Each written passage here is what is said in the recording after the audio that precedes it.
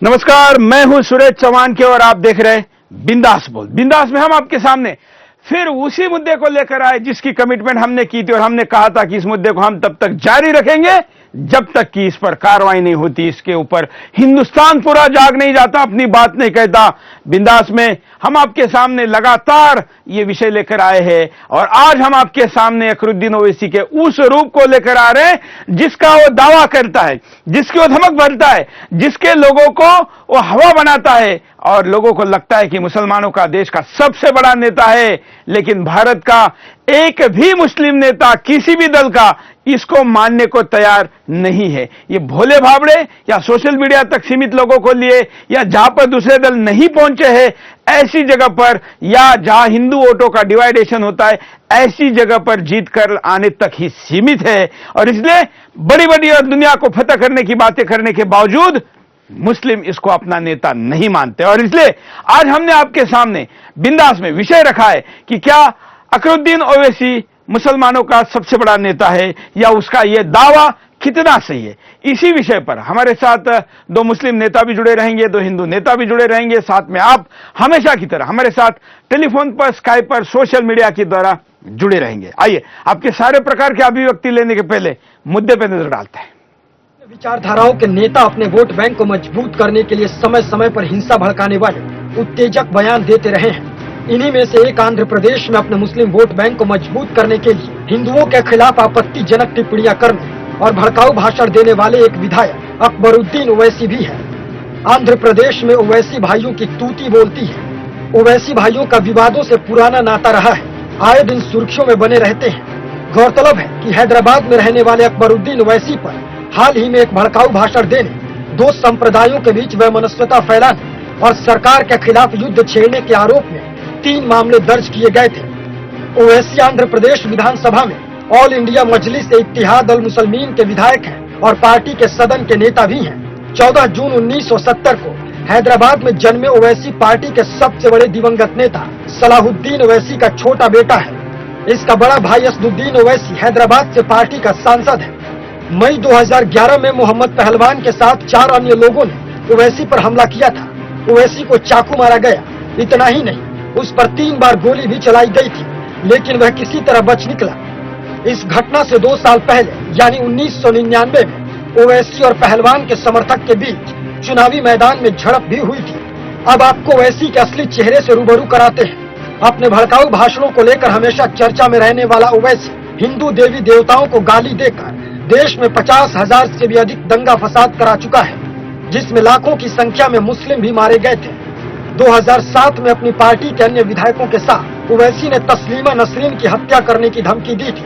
2011 में करनूल में एक रैली में उसने आंध्र विधानसभा को कुप्रस्तान और विधायकों को काफिर बताया था।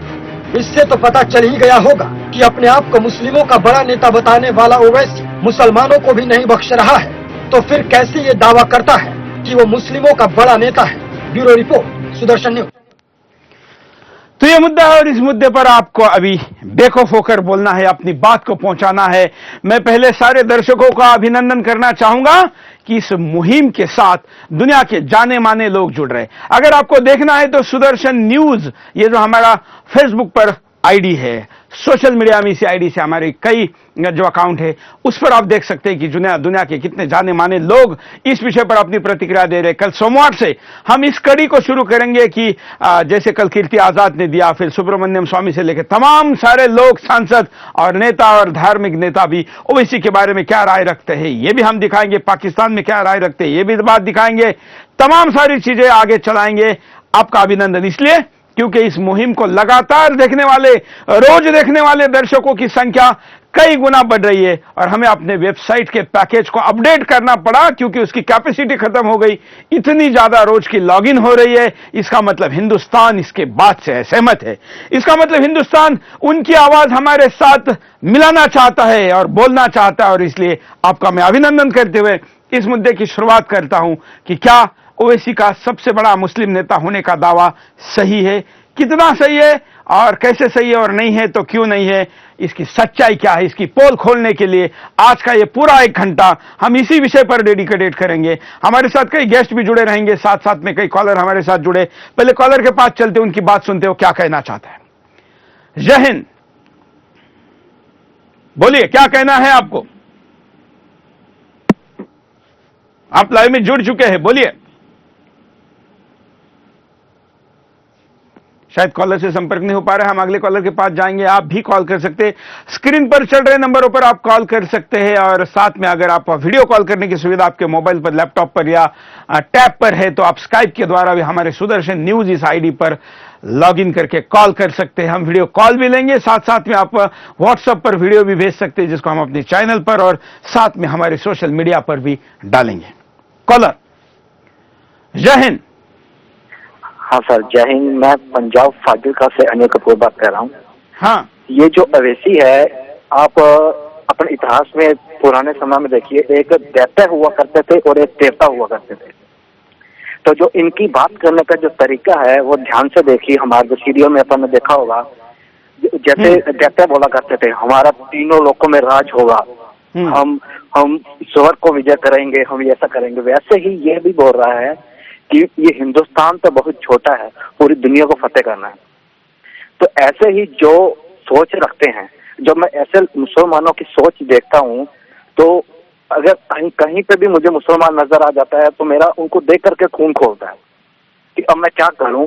हमारे भारत में, मैं पंजाब से बात कर रहा हूं, तो मैं पीछे का कुछ एक वाक्य बताता हूं। यहाँ पे जब दशहरा हुआ था अभी, तो लुधियाना में क्या हुआ, दशहरा से 1 घंटा पहले रावण का जो पुतला था वो गायब हो गया। हाँ। 1 घंटा पहले वो गायब हो गया। सोचने की बात है कि कोई हिंदू धर्म वाला या कोई चोर 1 घंटा पहले एक कागज के पुतला जो बना हुआ है उसको क्यों चुराएगा? सोचने की बात है। ऐसे कई घटनाएं लगातार आसपास हो रही है। हमारे साथ जो अतिथि भी जुड़े हुए, हम उनके पास भी चलेंगे। साथ साथ में और भी लोग हमारे साथ जुड़े हुए, जरा स्टूडियो में आए हैं हुए अतिथि का हम आपको परिचय करा देते हैं। हमारे साथ स्टूडियो में आए हुए अतिथि, उनका परिचय आपको कराते हैं। विष्णु गुप्ता हमारे साथ हैं, साथ साथ में मौनी बाबा हमारे साथ हैं, मोहम्मद अफजाल हमारे साथ थोड़ी देर में जुड़ने वाले हैं, और भी कई लोग हमारे साथ जुड़ेंगे जैसे स्टूडियो से हम कनेक्ट होंगे। हाँ, ये विष्णु गुप्ता है जो हिंदू सेना का काम करते हैं और उन्होंने ओबीसी के खिलाफ, ओबीसी के घर पे लगातार 2 बार आंदोलन किया है। मौनी बाबा है जो गाय आंदोलन से जुड़े हुए और ओबीसी के खिलाफ हैदराबाद में उसके घर के सामने जाकर प्रदर्शन करने का इन्होंने निर्णय किया है। विष्णु गुप्ता, हम आपको पूछना चाहेंगे कि मुस्लिम नेताओं को पूछने के पहले मैं आपको पूछना चाहूंगा कि क्या इसका सर्वश्रेष्ठ सबसे बड़ा मुस्लिम नेता होने का दावा कितना सही है? ये सर, मैं ये कहना चाहूंगा कि ये मुस्लिम नेता बिल्कुल भी मुस्लिम नेता नहीं है। कहीं से भी ये जो दावा है इसका बिल्कुल ही गलत है। ये मुसलमानों का सबसे बड़ा दुश्मन है। ये यहीं से दर्शाता है। मुसलमान यहाँ पे अल्पसंख्यक हैं और ये बहुसंख्यक समाज को, देवी देवताओं को अपमान कर रहा है। हर बार देवी देवताओं का अपमान करता है, बुरे बुरे गंदे लफ्जा शब्द यूज करता है। उससे ये दिखता है कि ये मुसलमानों का हितैषी नहीं, मुसलमानों का नेता नहीं, ये मुसलमानों का सबसे बड़ा दुश्मन है। ये मुसलमानों को बिल्कुल हिंदुस्तान में मरवाने की साजिश रच रहा है। ये मुसलमानों का दुश्मन है, नेता नहीं हो सकता मुसलमानों का। जी मोनी बाबा, आप क्या कहेंगे? हमने हैदराबाद की स्थिति देखा है तो ऐसा लगता है हैदराबाद को देखते हुए कि मिनी पाकिस्तान हैदराबाद बना चुके हैं ओबीसी लोग। मिनी पाकिस्तान की स्थिति, वहां पे जीना दूभर है हिंदुओं का। वहां कितना डरा समा हिंदू जी रहा है। अपने हिंदू ही नहीं, मुस्लिम भी परेशान है। जब काम धंधे बंद हो जाते, कर्फ्यू लग जाते, लड़ाइयां होती, झगड़े होते, डर के मारे बाजार बंद करते, तो धंधा, बिजनेस, व्यापार, मजदूरी सब चौपट हो जाते हैं। तो ओबीसी को इन चीजों से कोई लेना देना नहीं है। ये राजनीतिक पार्टी नहीं है जिसे राजनीतिक पार्टी हमारे देश के लोग समझ रहे हैं।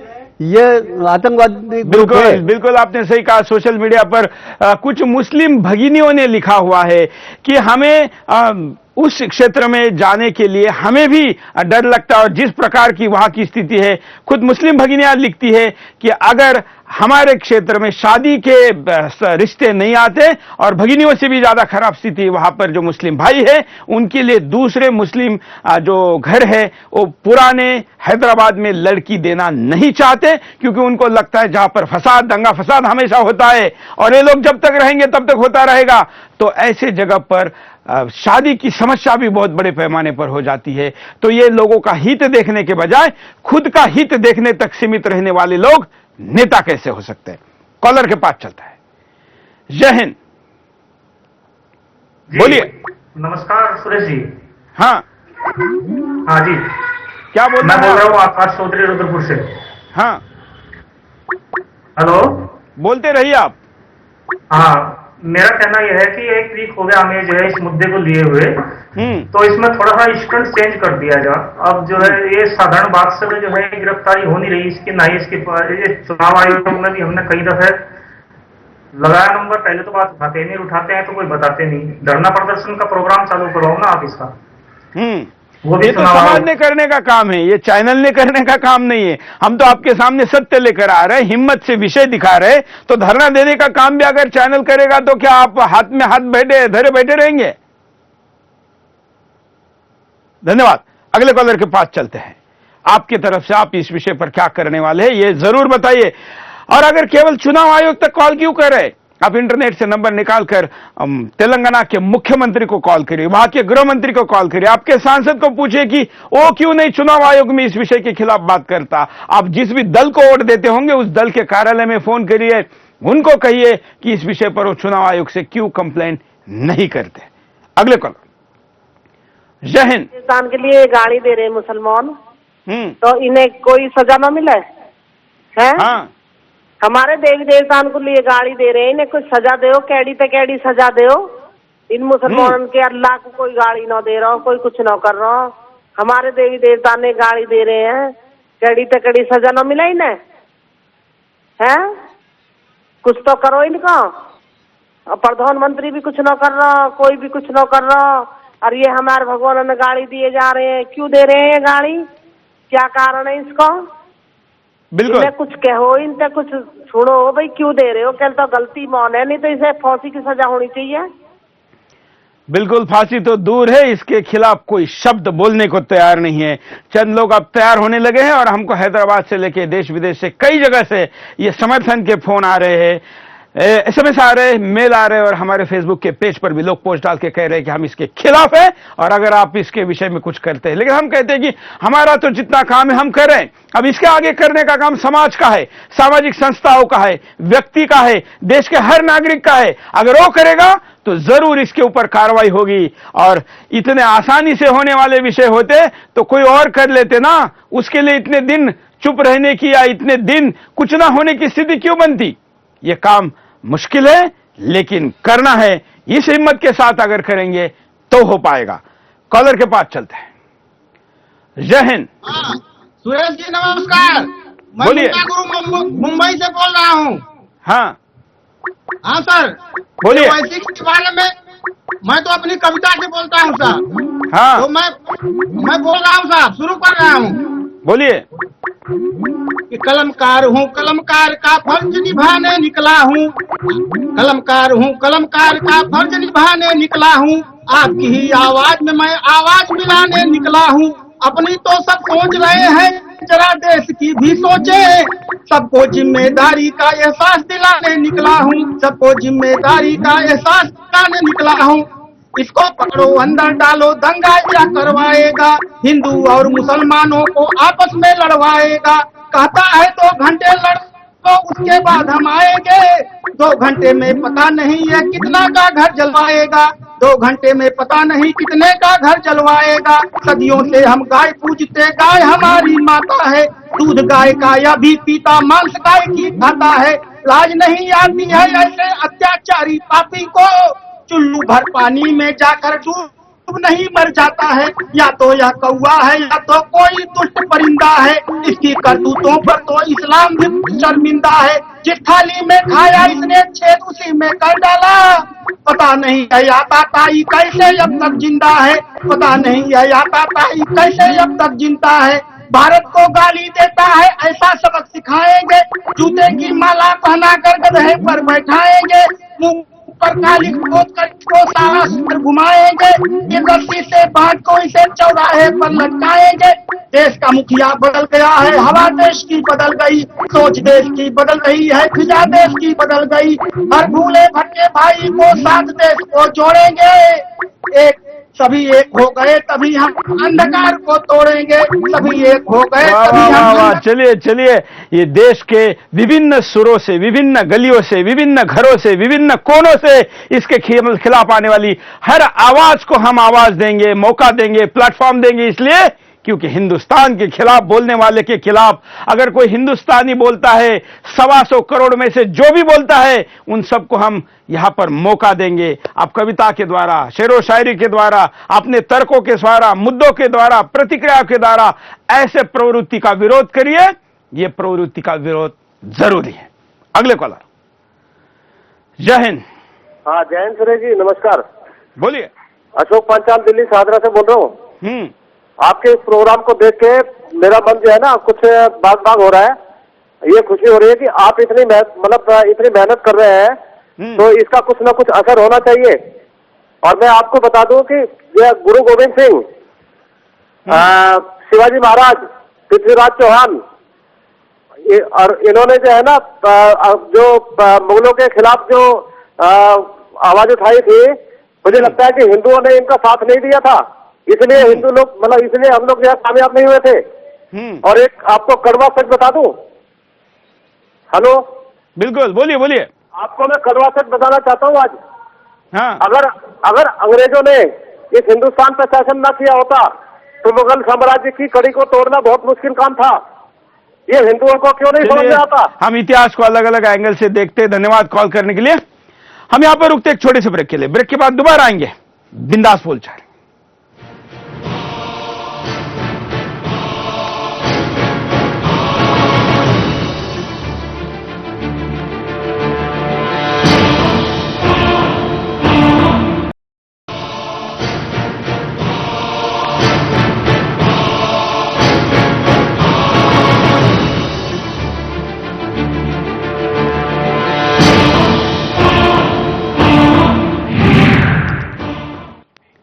ब्रेक के बाद आपका एक बार फिर से स्वागत है। आप देख रहे बिंदास बोल, और बिंदास में हम आपके सामने मुद्दा लेकर आए। ओवैसी मुसलमान का नेता होने का जो दावा करते हैं उसमें कितना दम है, इसके खिलाफ बोलने वाले तो कई लोग हैं। लेकिन हैदराबाद के एक बच्चे का वीडियो हम तक किसी ने भेजा है, जरा आपको दिखाते कि बच्चा उस अकबर, जिसको कि बाकी हिंदुस्तान के लोग शेर समझते हैं, क्या क्या न जाने उसको लेकर क्या क्या इंटरनेट पर डालते रहते हैं। जरा देखिए वहां का बच्चा इसको क्या बोलता है। चूड़िया पहन लेता अकबर भी, हाथ में चूड़िया पहन लेता, पहन के थालियां बजाता ना। आर पार का मुकाबला है, सुन ले अकबर, आर पार का मुकाबला है, इसलिए मैदान में खड़े मैं परत पे। आजा हैंड पॉइंट लड़ लेंगे, तो तू भी मेरे काम का नहीं है। दोनों भैया आ जाओ, मुंजल भी आ जाओ, तीनों आ जाओ, और मैं अकेला 5 पारों का हाफिज आ जाओ तुम तीनों, तो मैं अकेला आर पार का मुकाबला छीड़ देता हूँ ऊपर से। टांग पे टांग रख के नहीं छीड़ा तो मेरा नाम महबूब नहीं, याद रखिए। आप देख रहे हैं क्या औकात है। ओवैसी शेर बोलते हैं, न जाने क्या क्या उसको बोलते हैं। एक बच्चा उसको चैलेंज दे रहा है और ये वीडियो हम तक भेज रहा है। सोशल मीडिया पर भी ये वीडियो डाला हुआ है। आप देखते हैं ये कैसा नेता है। लेकिन अब हमारे साथ 2 मुस्लिम नेता जुड़ गए, हम उनके पास चलेंगे। उसके पहले हम एक वीडियो आपको दिखाते हैं कि पाकिस्तान इसके बारे में हवा कैसे बनाता है। देखिए, पाकिस्तान के टीवी चैनल पर इसको लेके एक चर्चा का कुछ अंश हम आपको दिखाते हैं।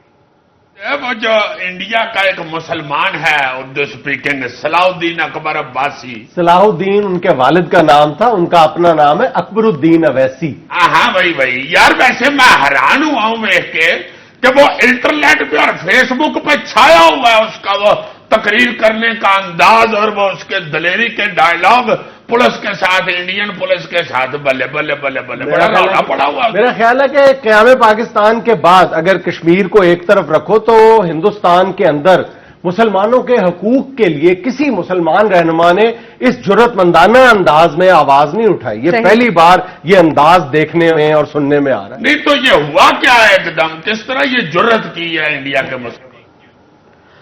मैं हमारे अतिथियों के पास चलता हूं। हमारे साथ जुड़े हैं मोहम्मद अफजाल जी। मोहम्मद जी राष्ट्रीय संयोजक है राष्ट्रीय मुस्लिम राष्ट्रीय मंच के। अफजाल जी, आपका स्वागत है। साथ साथ में हमारे साथ जुड़े हैं मौलाना सोहेल कासमी, जमात उलेमा हिंद के आप अध्यक्ष है, राष्ट्रीय अध्यक्ष है, दोनों हमारे साथ जुड़े हैं राष्ट्रवादी मुस्लिम के तौर पर, दुनिया भर में जाने जाते हैं।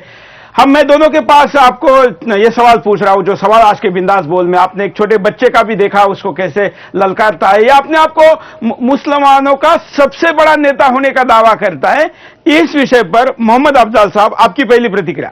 देखिए जी, मैं हैदराबाद गया था और हैदराबाद का एक जो पुराना शहर है उसके अंदर कुछ परिवार और कुछ लोगों का, कुछ नौजवान लड़कों का एक समूह इसने अपने इर्द गिर्द इकट्ठा कर रखा है और उनके खाने दाने का इंतजाम करता है। और ये उन्हीं के बलबूते के ऊपर ये हैदराबाद में तो चल लेता है और वहां से ये सारी हरकतें करता है, लेकिन इसके बावजूद वहां के जो हैदराबाद के बाहर के इलाके के जो मुसलमान हैं वो सब इसके खिलाफ है और सब इस बात को जानते हैं कि ये शख्स हिंदुस्तान की एकता, अखंडता और भाईचारे और जो हमारा जो प्रेम भाव बना हुआ है, हिंदू और मुस्लिम्स के बीच में जो प्रेम भाव बना हुआ है, उसके अंदर सबसे ज्यादा ये तकलीफ पहुंचाने वाला काम कर रहा है। और उसके लिए वो वहां के लोग भी इस बात से नाराज है और वो इस बात को मानते हैं और हम लोग तो उसके खिलाफ एक हमने मुहिम छेड़ रखी है और इंशाल्लाह हम आगे चलकर इसको बताएंगे कि असल में हिंदुस्तान का जो काम करने वाले, असल देश के लिए जो काम करने वाले वो लोग ये हैं और तुम जैसे लोगों के लिए इस मुल्क के अंदर आगे कोई जगह नहीं रहने वाली है।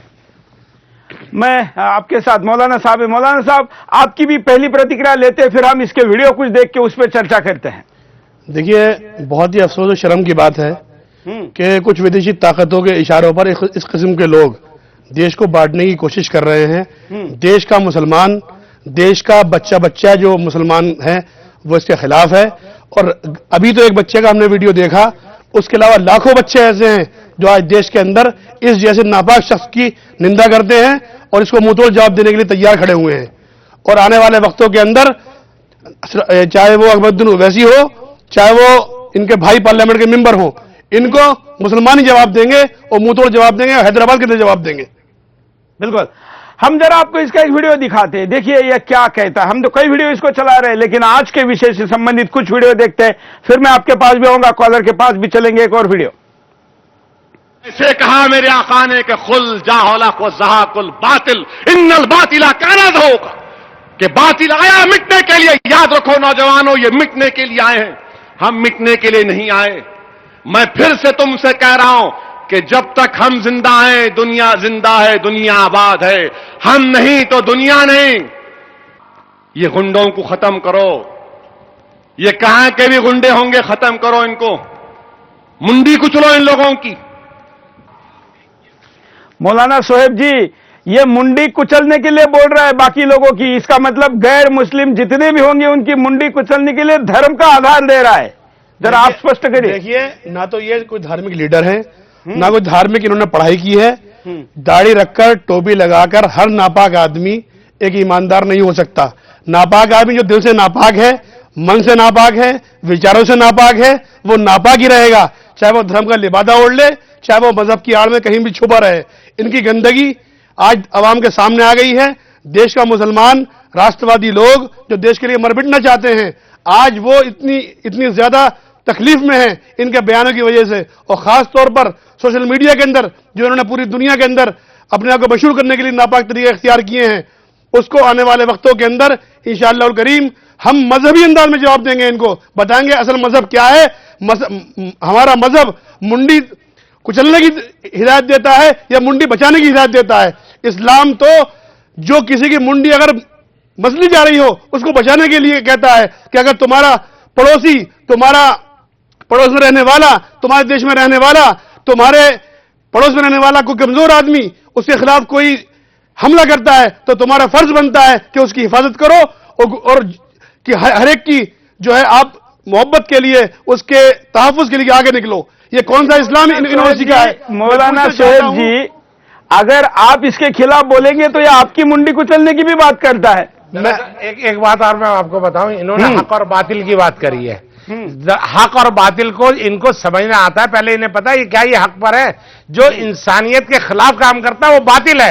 ये बातिल है, ये हक नहीं है। ये मैं मौलाना सोहेब जी से कहना चाहता हूं। कुरान हमने पढ़ा है, हदीस हमने पढ़ी है, इस्लाम को हमने पढ़ा है। ये क्या जाना है कि हक क्या है और बातिल क्या है? बिल्कुल, इस्लाम ये कहता है कि हर मजलूम का, यानी कि जो मजलूम जो कमजोर है उसको पिटते हुए बचाना है, जालिम के खिलाफ खड़े होना है। और ये लोग तो वो लोग हैं जो जुल्म करने वाले हैं, देश को बांटने वाले हैं। देश के अंदर जो नफरतें फैल रही हैं वो इनकी वजह से फैल रही हैं। और इंशाअल्लाह करीम हम आने वाले वक्तों के अंदर हैदराबाद के अंदर रैली करके बताएंगे कि हक कौन है और बातिल कौन है। बिल्कुल, आप देख रहे हैं कि देश की क्या आवाज है, क्या प्रतिक्रिया है। अगले कॉलर के पास चलते हैं। जय हिंद, बोलिए। हेलो, हाँ नमस्कार सर। नमस्कार, आप लाइव में जुड़ चुके हैं, बोलिए। इसको जो है ना, इसको पाकिस्तान भेज देना चाहिए, बीच चौराहा पे इसको फांसी देना चाहिए दोनों को। इसको बीच चौराहा पे फांसी दे देना चाहिए। ऐसे सोए हुए शेर को ये लोग ना जगाना ना चाहे, लेकिन जिस दिन जग गया उस दिन यहाँ से मार मार करके सभी को पाकिस्तान भेज देंगे। चलिए, धन्यवाद। केवल एक ही प्रतिक्रिया सब लोग मत दीजिए, जरा अलग अलग बातें करिए, अलग अलग तर्कों के साथ बात को आगे बढ़ाइए। अगले कॉलर। जय हिंद। हाँ, धन्यवाद सुरेश जी, आपने जो ये मुद्दा उठाया उसके लिए मैं आपका धन्यवाद करता हूँ। सारे देश से प्रतिक्रिया आ रही है, मैं देख रहा हूँ, 2-3 दिन से देख रहा हूँ, लेकिन अभी तक चुनाव आयोग या अपना निवडणूक का जो विभाग है उन्होंने अभी तक कुछ कार्रवाई नहीं की है। कितनी बार कांग्रेस के और बीजेपी के नेता कुछ ऐसे बोलते हैं तो उनके ऊपर कार्रवाई होती है, लेकिन इनके ऊपर अभी तक कुछ कार्रवाई हुई नहीं है। दूसरी बात ये कहना चाहूंगा कि मैं हैदराबाद में रह चुका हूँ, मैं आईटी में काम किया हूँ और मैं देखता हूँ कि वहाँ के हिंदू और मुसलमान भाई कितने अच्छे से रहते हैं। मैं रात में घर आता था, लेकिन मुझे आज तक कभी भी हमला नहीं हुआ या कुछ नहीं हुआ। इतना बड़ा आंदोलन हुआ तेलंगाना का, लेकिन कभी भी ऐसा नहीं हुआ। दूसरी बात ये कहूंगा कि कोई भी हिंदू जब उसको लगता है तो उसको बचाने का जो खून लगता है उसके ऊपर कभी ये नहीं लिखा होता वो हिंदू का खून या मुसलमान का खून है, उस पर लिखा होता ए पॉजिटिव बी पॉजिटिव। इसलिए हम दोनों का खून एक है, हम सबने मिलके ये लड़ाई लड़नी चाहिए और ऐसे जो भी आवाज उठाते, गलत आवाज उठाते, उनको दबाना चाहिए। ये अपने देश की अखंडता के ऊपर लगाया हुआ धब्बा है, इसको दबाना चाहिए। और फिर से मैं ये आपके चैनल के माध्यम से कहना चाहूंगा कि जो भी निवडणूक आयोग के अधिकारी है उन्होंने जल्द से जल्द कार्रवाई करे और ऐसे जो आपका जो चैनल है उनको इस तक पहुंचने के, लोगों को इकट्ठा करके उनको तक आवाज पहुंचाने के जो काम कर रहे हैं, इतनी नौबत नहीं आनी चाहिए। वो उनका खुद का काम है, उन्होंने करना चाहिए। अभी तक कुछ भी एक भी पैर उन्होंने उठाया अभी तक तो कुछ भी नहीं किया है। अभी तक आयुक्त ने ईमेल इतने मेल आए, किसी को रिप्लाई तक नहीं किया है। ये स्थिति है। मैं दर्शकों को बता दूं कि जब ये विंडो में आप देख रहे थे कि अपनी प्रतिक्रिया स्काइप पर अपने घर से दे रहे थे, तो जो तमाम बाकी उसके सामने दूसरे विंडोज आ रही थी वो कॉल वेटिंग विंडोज थी। इसका मतलब एक साथ कितने कॉल करे, एक साथ जो स्काइप का रिकॉर्ड है, स्काइप सर्वर पर एक साथ मैक्सिमम कितनी कॉल आ सकती है, उससे ज्यादा कॉल आने के कारण वो ब्लॉक हो जाता है। इतने कॉल एक साथ स्काइप पर हमारे पास आ रही है। दुनिया के कोने कोने में बैठे हुए लोग telephone, Skype, WhatsApp, SMS, email, Facebook तमाम प्रकार से अपनी अभिव्यक्ति को भेज रहे हैं, इसके खिलाफ भेज रहे। इसका मतलब इसके बात से सहमत होने वालों की संख्या कम है और विरोध में होने वालों की संख्या ज्यादा है। और ये क्या कहता है? ये कहता है, मैं मोहम्मद भाई अफजाल जी आपको ये वीडियो दिखाना चाहूंगा, दर्शकों को दिखाना चाहूंगा। ये कहता है कि देश का मुसलमान हिंदुस्तान के खिलाफ युद्ध करने के लिए तैयार है और अकबर ओवैसी इसको रोके हुए है। जरा देखिए ये क्या कहता है। हिंदुस्तान, तो याद रख ले, इन मुसलमानों के गुस्से को थमाने वाले का नाम अकबरुद्दीन ओवैसी है और इनका गुस्सा मेरी जबान, मेरे खिताब के जरिए तुझ तक पहुंचता है। अगर मैं नहीं रहूंगा तो तू इस गुस्से के सामने ताब नहीं ला सकेगा और तबाही और बर्बादी तेरा मुस्तकबिल बन जाएंगे। अब पीछे से उन्माद देख रहे क्या है? मैं दोबारा इस वीडियो को चलाने के लिए कहूंगा कि कितना मतलब ये उल्टा चोर कोतवाल को डांटे तो है, उसके आगे की ये चीज है। देखिए दोबारा ये क्या कहता है। हिंदुस्तान, तो याद रख ले, इन मुसलमानों के गुस्से को थमाने वाले का नाम अकबरुद्दीन ओवैसी है और इनका गुस्सा मेरी जबान, मेरे खिताब के जरिए तुझ तक पहुंचता है। अगर मैं नहीं रहूंगा तो तू इस गुस्से के सामने ताब नहीं ला सकेगा और तबाही और बर्बादी तेरा मुस्तकबिल बन जाएंगे।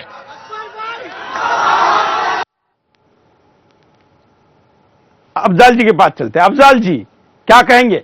ये इससे ज्यादा शर्मनाक और इससे ज्यादा दुख भरी बात कुछ नहीं हो सकती। हिंदुस्तान का मुसलमान, ये कौन होते हैं हिंदुस्तान की ठेकेदारी करने वाले? और मुझे तो इस बात पे भी शक है ये मुसलमान है। जो मुसलमान होता है उसकी ये प्रतिक्रिया होनी ही नहीं चाहिए। मुसलमान तो इंसानियत का दोस्त होता है। मुसलमान अपनी मादरे वतन हिंदुस्तान से मोहब्बत करने वाला है। मुसलमान उस नबी को मानने वाला है जिसने अपनी मादरे वतन से मोहब्बत करी। और हमें सीधा ये कहा कि अगर तुम सच्चे मुसलमान हो तो अपनी मादरे वतन से मोहब्बत करो, उससे अकीदत रखो। अगर हम अपनी मादरे वतन से मोहब्बत करते तभी सच्चे मुसलमान है। ये कैसे मुसलमान है? मेरे हिसाब से तो ये मुसलमान ही नहीं है। मैं ये मुसलमानों के नाम पर धब्बा है ये इस तरह का, और ये हिंदुस्तान को क्या करेगा? और ये इसके लिए 4 लोग तो इसके लिए, अगर मैं आपको बता देना चाहता हूं कि ये इसको 4 लोग कंधा देने वाले नहीं मिलेंगे मुसलमान, जिस तरह की ये हरकत कर रहा है आगे। दरअसल कुछ लोग हैं जो अनपढ़ हैं, कुछ हमारे मुसलमानों के अंदर, वो शायद इसका साथ दे दें, लेकिन जितने पढ़े लिखे और समझदार लोग हैं इसके साथ 2 कदम भी चलने के लिए तैयार नहीं होंगे। ये तो मुल्क का भी दुश्मन है, मुसलमानों का भी दुश्मन है।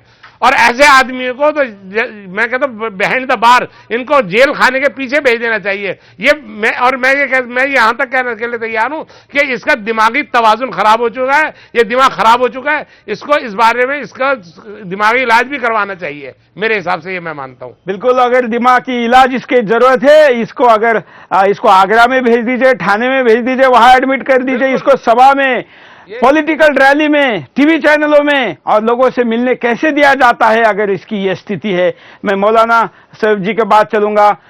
मौलाना जी, इसके इस भाषण के बाद जो दूसरा अन्य नॉन मुस्लिम जो है उसके मन में इस्लाम के प्रति कितनी घृणा पैदा होती होगी। इसका मतलब जो कहता है 25 करोड़ मुसलमान, वो ताक पे बैठा है कि हिंदू के खिलाफ कहां मौका मिलता है और उसको कैसे नुकसान पहुंचाते हैं। देश का मुसलमान और हिंदू सदियों से एक साथ रहता चला आया है और आपस की जो मोहब्बत है इस किस्म के लोगों के बयानात से वो टूटने वाली नहीं है। तोड़ने वाले लोग कम हैं, जोड़ने वाले लोग बहुत हैं। इस देश के अंदर कश्मीर से कन्याकुमारी तक अनेक भाषाएं हैं, अनेक लोगों के खाने पीने रहने के अंदाज हैं। इस देश की खुसूसियत यह है, किसी अरब देश की भी खुसूसियत नहीं है, ये किसी इस्लामिक देश की भी खुसूसियत नहीं है कि जहां इतनी बड़ी तादाद में हिंदू और मुसलमान साथ रहते हों, खाते हों, पीते हों, चलते हों, एक दूसरे के त्योहार के अंदर, एक दूसरे के शादी ब्याह के अंदर जाते हों और मोहब्बत और भाईचारे के साथ रहते हों। मुझे तो लगता है विदेशी ताकतें ऐसे लोगों के पीछे हैं और इनके कार्यक्रमों के ऊपर, इनकी रैलियों के ऊपर, इनके तमाम भाषणों के ऊपर और इनके भाषण कराने वाले लोगों के ऊपर, ये हम देख रहे हैं पीछे एक बैनर है, इस बैनर पे लिखा हुआ है अब्दुल रहीम कुरैशी। ये कोई अब्दुल रहीम कुरैशी वहां का सामाजिक आदमी है जो एडवोकेट भी है। इन तमाम लोगों को केस बनना चाहिए, ऐसे लोगों को, अपने जलसे में बुलाने वालों को जेल भेजने चाहिए ताकि लोगों को ये मालूम हो जाए कि राष्ट्र विरोधी लोग, देश विरोधी लोग, देश को तोड़ने वाले लोग, इनका क्या अंजाम है। बिल्कुल, वाह, धन्यवाद। ये बात आप देख रहे हैं कि कैसे इसके खिलाफ प्रतिक्रिया आ रही है और भी कई प्रतिक्रिया। हमारे पास एक कॉलर हमारे साथ वेटिंग में है। आज भी हमारी सारी लाइनें फुल है। कुछ जो भी कॉलर से कनेक्शन हो सकता है उनसे बात करते हैं। जय हिंद। हेलो, बोलिए। हाँ सर, गणेश यादव बोल रहा हूँ इंदौर से। हाँ, मैं ये चाहता हूँ कि इस तरह से इसकी इतनी गंदी स्टेटमेंट जो आ रही है, वो हमारी सरकार जो आतंकवाद के खिलाफ लड़ने की बात करती है इंटरनेशनल मंच पे, वहां पर भी हमको शर्मिंदा होना पड़ रहा है।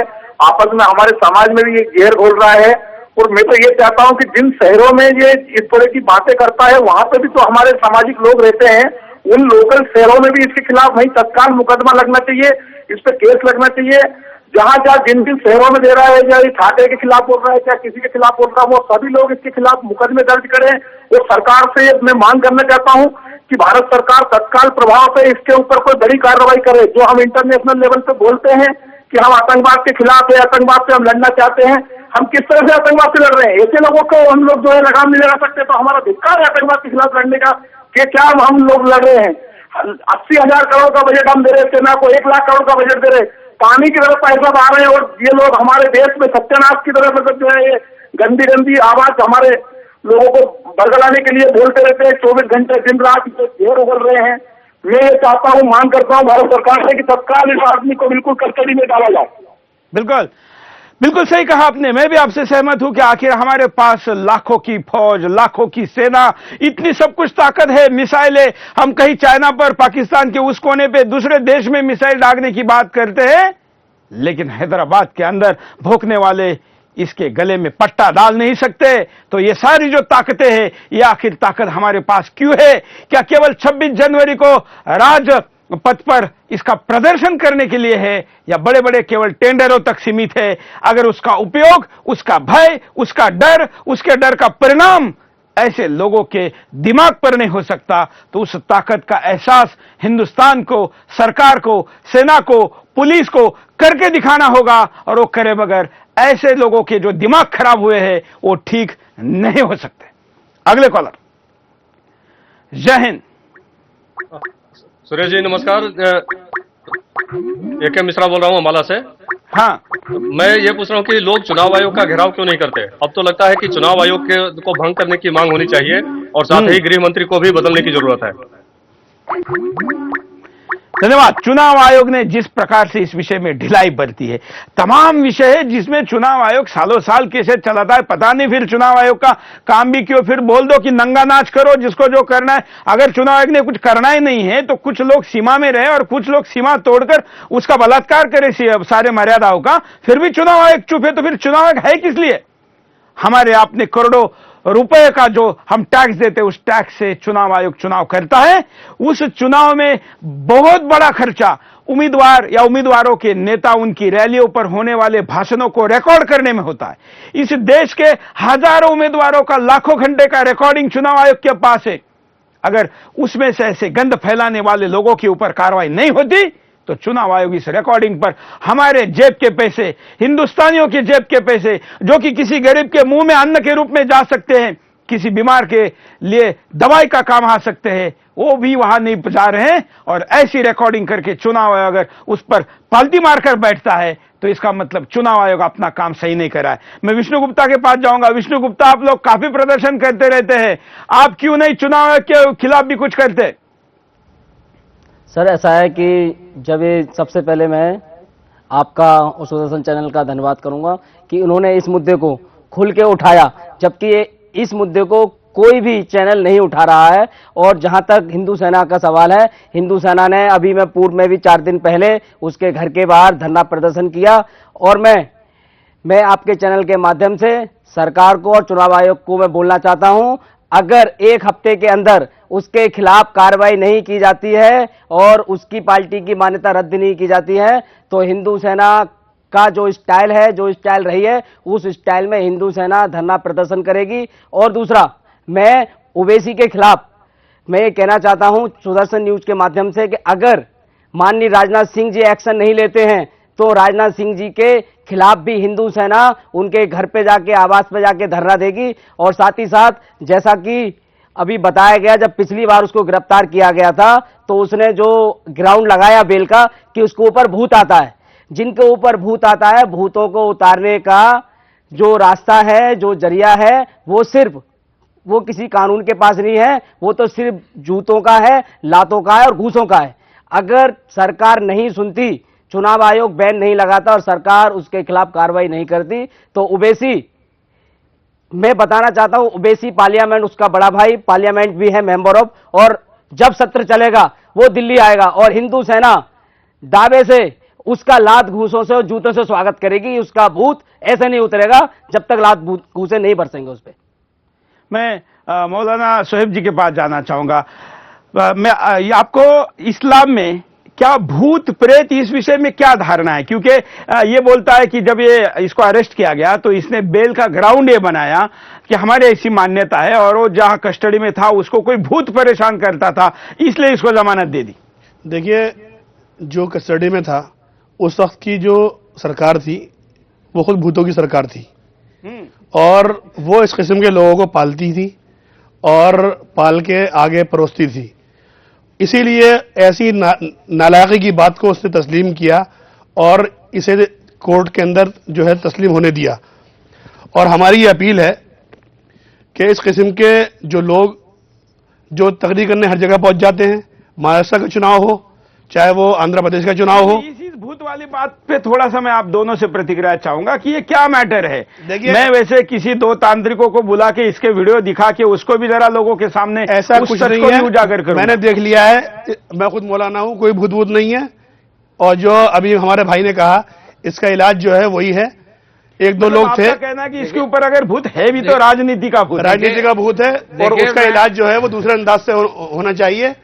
और जिस तरीके से महाराष्ट्र के अंदर भी एक साहब के वो भूत सवार था, उनका इलाज हो गया था, तो अभी आंध्र प्रदेश वालों के ऊपर भी इलाज होना बहुत जरूरी है। मोहम्मद साहब, आप अफजल साहब कुछ कहना चाह? हाँ, मैं ये कहना चाह रहा था कि ये जो भूत की जो बात है ना, मजहब इस्लाम में भूत का कोई कंसेप्ट ही नहीं है। और जो वो कहते हैं ना, उसके लिए जो भूत जो होता है ना, भूत नाम की कोई चीज नहीं है। ये सिर्फ हमारे हिंदुस्तानी सभ्यता के हिसाब से हो सकता है कोई हिंदू भूत आ गया, वो कौन सा भूत आया उसके ऊपर मेरी समझ में नहीं आया। हमारे मजहब इस्लाम में कोई भूत नाम की चीज नहीं है, ऐसा कोई लफ्ज नहीं है भूत का। मतलब अगर इसने भूत का दावा किया है तो इस्लाम के खिलाफ है। खिलाफ है, ये इस्लाम के असल खिलाफ है। ये असल क्या भूत का जो हमारी हिंदुस्तानी संस्कृति में भूत लफ्ज है, लेकिन तो हम एक अलग से एपिसोड करेंगे हिंदुस्तान को, जरा ये भूत और इस्लाम और ओवैसी ये सारा कंसेप्ट भी क्लियर करेंगे। लेकिन आज एक और हम आपको वीडियो दिखाते हैं और उसके बाद उस पर चर्चा करते हैं। देखिए ओवैसी का एक और नंगा नाच। अरे हिंदुस्तान हम 25 करोड़ है ना, तुम 100 करोड़ है ना, ठीक है, तुम तो हमारे से इतने ज्यादा है। 15 मिनट के लिए पुलिस को हटा लो, बता देंगे किसमें हिम्मत है, कौन ताकत है। मैं अफजल साहब के पास जाऊंगा। मोहम्मद अफजल जी, ये जो 25 करोड़ की फेरी है इसकी, ये वीडियो बहुत चला है, बहुत बार देखने के बाद भी लोग, दोनों तरफ के लोग इसको बार बार देखना चाहते हैं क्योंकि ये बड़े आवेश के साथ इस दावे को करता है। क्या ये जो 25 करोड़ कहता है, वास्तव में इस 25 करोड़ में से कितने लोग इसके पीछे होंगे? संख्या में, करोड़ों में अगर हम संख्या में कहें, वो संख्या शून्य से शुरू होकर करोड़ों तक चल सकती है, तो वो संख्या कितनी हो सकती है? ऐसा है जनाब, मैं सीधे सीधे एक बात बताऊं कि 25 करोड़ मुसलमान जो हिंदुस्तान में हैं, वो कई विदेशी मुसलमान नहीं है, वो इस देश के मुसलमान हैं, इस देश के रहने वाले हैं। इनके पुरखे, इनके जो आबा अजदाद, इनके बुजुर्ग वो इस देश के थे। अब आज अगर हमने मजहब इस्लाम इख्तियार कर लिया तो इसका मतलब ये नहीं है कि हम कई विदेश से आए हुए। ये 25 करोड़ मुसलमान जिनकी वो बात कर रहा है, ये कोई सऊदी अरबिया के मुसलमान है, या और जो पाकिस्तान के मुसलमान है वो भी हिंदुस्तान के मुसलमान है, जो बांग्लादेश के मुसलमान है वो भी हिंदुस्तान के मुसलमान है। ये कौन से 25 करोड़ मुसलमान की बात कर रहा है? वो हिंदुस्तान से बाहर के कोई 25 करोड़ के मुसलमान है। जो हिंदुस्तान का मुसलमान है वो हिंदुस्तान के सभी भाइयों के साथ, हम 25 करोड़ नहीं है, 125 करोड़ हिंदुस्तानी है। हम मुसलमान और हिंदू की बात करने वाले इंसान को मुसलमान ही नहीं समझते। जिस तरह की ये बात कर रहे हैं, ये हमारी जो मोहब्बत और अखलाक और भाईचारा है, हमारे मुल्क में जो प्यार और मोहब्बत है, जो इसका चलन है, उसको तोड़ने का काम ये कर रहे हैं। और ऐसे लोगों के साथ पीछे तो अगर 2, 4, 5 हजार कुछ मुसलमान हैं, तो इससे अलावा इनके पीछे 4 मुसलमान नहीं होने वाले। और ये जो अनपढ़, जो गरीब मुसलमान है, उनको असल क्या है कि इसके पास पैसा है, इसके पास एनजीओ है, इस तरह का उसने वो चला रखा है कि पैसा इसके पास खूब आता है, और इन्होंने घर पे पाल रखे इन लोगों को। ये मैंने जो वहां की स्टडी करी है ना, हैदराबाद जाकर, इन्होंने पूरे परिवार को पाल रखा है।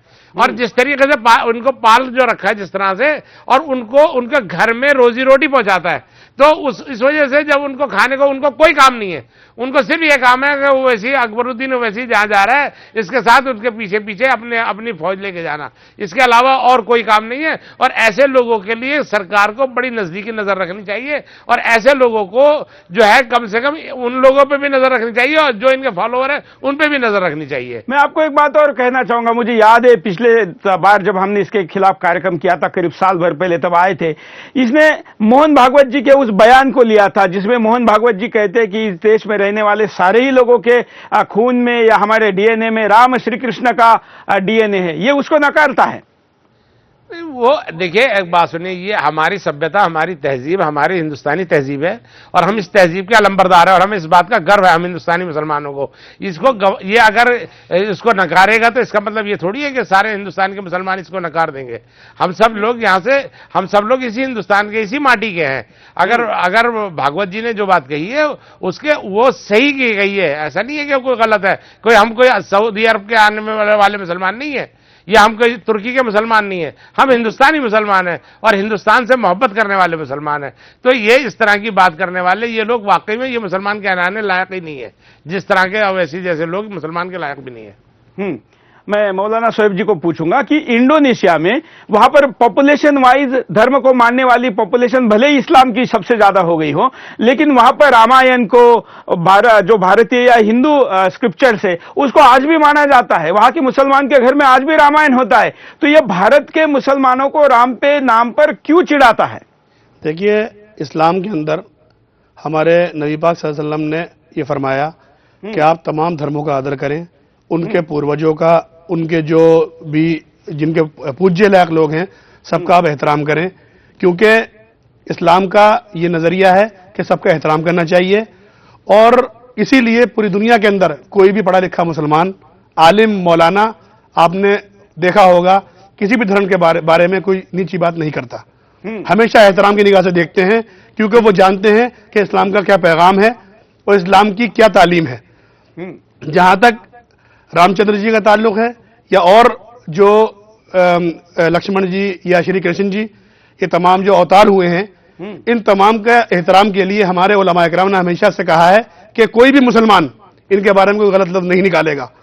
हमेशा से फतवा यही रहा है हमारे उलमा का।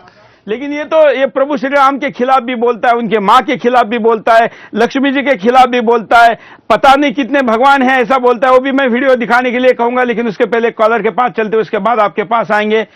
कॉलर से बात करते हैं। जय हिंद, बोलिए। हाँ जी, नमस्कार। मैं बोल रहा हूँ बॉम्बे से। हाँ हाँ जी, जब से ये बात होना चालू हुआ है तब से कंटिन्यू आपके चैनल को देख रहे हैं और इस मुद्दे पर अपनी प्रतिक्रिया दे रहे हैं। हमने इलेक्शन कमीशन को इसके रिगार्डिंग मेल भेजा, लेकिन आज तक कोई रिप्लाई नहीं आया। कंटिन्यू उनको फोन कर रहे हैं, कोई फोन पिकअप नहीं कर रहा है, बेल जा रही है, कोई फोन पिकअप नहीं कर रहा है। तो हाँ जी, इससे जो ये ओवैसी का मुद्दा है बहुत अच्छा मुद्दा उठाया है। और पहली बार जो अभी स्टूडियो में आए हुए जो मुस्लिम भाई है, मैं इनके जो विचार है और इनकी वंदना करता हूँ। अगर पूरे भारत में ऐसे मुस्लिम भाई सभी हो जाए, सब धर्म को जानने वाले हो जाए, तो हमें कभी भी ऐसा उग्रवाद का या ऐसे दुर्भावना का जो आपस में बैर भावना है, ऐसे कभी हमें सामना नहीं करना पड़ेगा। लेकिन ओवैसी जैसे लोग, इनको कौन समझे, जिनमें कभी धर्म की व्याख्या करके ये जानते हैं लोग और दूसरे को पूरे आपस में इंडिया को तोड़ने की बात कर रहे हैं। इसका अभी धन्यवाद। बिल्कुल सही कह रहे हैं आप। देश भर, दुनिया भर से आने वाली सारी प्रतिक्रिया इसी दिशा में जा रही है। और भी कई कॉलर है, हम कहेंगे कि समय कम बचा है, कम शब्दों में अपनी बात को रखें। जय हिंद,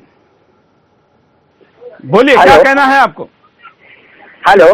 हाँ सर, मैं समीला बोल रहा हूँ। हाँ सर, मैं पूछना ये चाहता हूँ कि परवीन तोगड़िया अगर बोलते हैं या अकबरुद्दीन अवैसी बोलते हैं, इन लोग जो बोलते हैं तो इन लोग सबके खिलाफ आवाज बुलंद करना चाहिए। आप सिर्फ अकबरुद्दीन अवैसी का दिखाते हैं, मैं कहना चाहता हूँ परवीन तोगड़िया जी का भी दिखाइए ना। बिल्कुल। मुझे आप बताइए, आप आज ओवैसी का विषय चल रहा है, ओवैसी के विषय पर आपकी क्या प्रतिक्रिया है? क्या ये सही बोल रहा है? परवीन तोगड़िया का भी दिखाइए ना। वो ठीक है ना, वो बराबर है। आज शो प्रवीण तोगड़िया का नहीं, आज ओवैसी का चल रहा है। तो क्या आप ओवैसी के साथ है या विरोध में है? मैं पूछना चाहता हूँ। चलिए, धन्यवाद। हम जब बिंदास बोल में जो भी विषय लेते हैं पूरे धमक के साथ और पूरे हिम्मत के साथ लेते हैं। मुझे लगता है कि एपिसोड हम ये भी दिखाएगी कि एक्चुअली उन्होंने क्या कहा है और इन्होंने क्या कहा है, इस पर भी जाएंगे। लेकिन आज मुद्दा है कि ये क्या अपने आप को मुसलमानों का सबसे बड़ा नेता होने का दावा करता है, दूसरे देवी देवताओं के बारे में खिलाफ बोलता है। अभी जो दो मुस्लिम लीडर यहां पर हमारे साथ स्टूडियो में है, दो भाई जो स्टूडियो में है, उन्होंने कितने आदर के साथ अपने आप को राम श्री कृष्ण के साथ जोड़ा। ये गंदा आदमी, दरिंदा कैसे क्या बोलता है, देखिए। अयोध्या में 3 मनादिर है जहां के लोग बोलते हैं रामिया पैदा हुए, रामिया पैदा हुए, रामिया पैदा हुए। और फिर हरियाणा में कौशल्यापुरम है, वहां के लोग बोलते हैं कि हिंदुस्तान में हिंदुस्तानी तहजीब है, रिवायत है कि एक औरत अपने पहले बच्चे को जन्म देने से पहले मैके को जाती है और मैके में जन्म देती है। हमारे पास भी अरे पहला बच्चा है, आ जाओ बोल के घर में बुलाते है भाई, है एक हिंदुस्तानी तहजीब है, हिंदुस्तानी तहजीब है। इसी तरीके से हरियाणा कौशल्यापुरम के लोग बोलते हैं कि कौशल्या वहां की थी। कौन कौशल्या?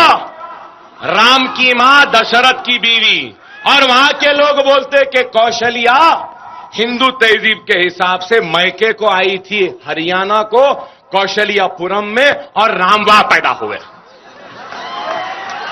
3 पुजारियां बोल रहे हैं अयोध्या में, यहां।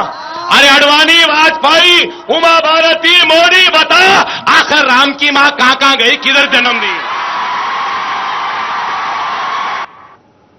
आप देख रहे हैं कितनी गंदी भाषा बोल रहा है मौलाना सोहेब जी।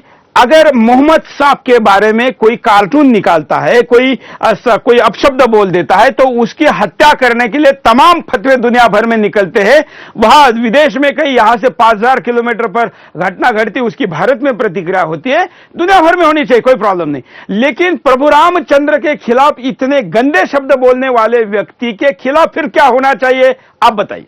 देखिए, जब इसने यह बयान दिया था उसके अगले दिन ही तमाम उर्दू अखबारों ने, तमाम मदारिस ने, तमाम मस्जिदों के इमामों ने इसके खिलाफ अपने बयान जारी किए थे और साफ साफ कहा था कि यह गैर इस्लामी बयान है और यह एक जाहिल आदमी का बयान है। इस्लाम इसके खिलाफ है और देश का मुसलमान इसके खिलाफ है, क्योंकि इस्लाम का जो तो पैगाम है वो मुल्क के साथ है, मुल्क की मिट्टी के साथ है, मुल्क की मोहब्बत के साथ। अफजाल जी के पास जाऊंगा। मोहम्मद अफजाल जी, अगर जिस प्रकार का फतवा निकाला जाता है, जिस प्रकार की बात की जाती है, अगर मोहम्मद साहब का कार्टून या किसी प्रकार की ऐसी बात आती है, फटाके में कुरान का कागज आने की बात होती है, अपनी अपनी श्रद्धा है, वो कड़वी होनी चाहिए, कठोर होनी चाहिए, उसके लिए सब कुछ करना चाहिए। लेकिन तभी जब ये आदमी इतना गंदा बोलता है और इसके खिलाफ कोई कुछ करता है, तो फिर आप क्या कहेंगे? देखिए, मजहब इस्लाम के अंदर जो कानून है कि खून का बदला खून, अगर कोई गलत काम करता है तो उसके बदले में खून का बदला खून है, उसका यही कानून है। अब मजहब इस्लाम में अगर नबी करीम सल्लल्लाहु अलैहि वसल्लम के खिलाफ कोई बोलता है तो उसका कत्ल वाजिब है मजहब इस्लाम के हिसाब से।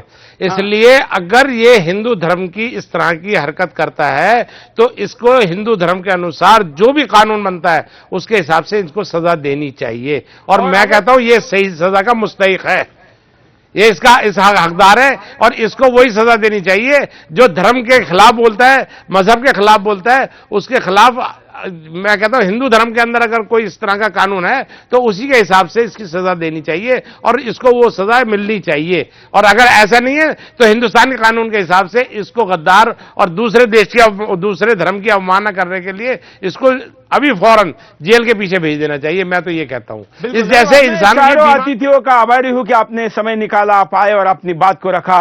साथ साथ में आप करोड़ों की संख्या में इस कार्यक्रम को लाइव में, रिपीट में, सब जगह देखने वाले दर्शकों का भी आभारी हूं। यह कार्यक्रम रात को 8 बजे से 9 बजे लाइव जाता है, रात को 11 बजे रिपीट जाता है, रात को 1 बजे रिपीट जाता है, सवेरे 9 बजे रिपीट जाता है। इसको कभी भी देखने के लिए इंटरनेट पर, यूट्यूब पर आप सुदर्शन न्यूज के चैनल आईडी पर जाकर देख सकते हैं। साथ में हमारी वेबसाइट सुदर्शन न्यूज पर भी देख सकते हैं। आज के लिए इतना ही। जय हिंद।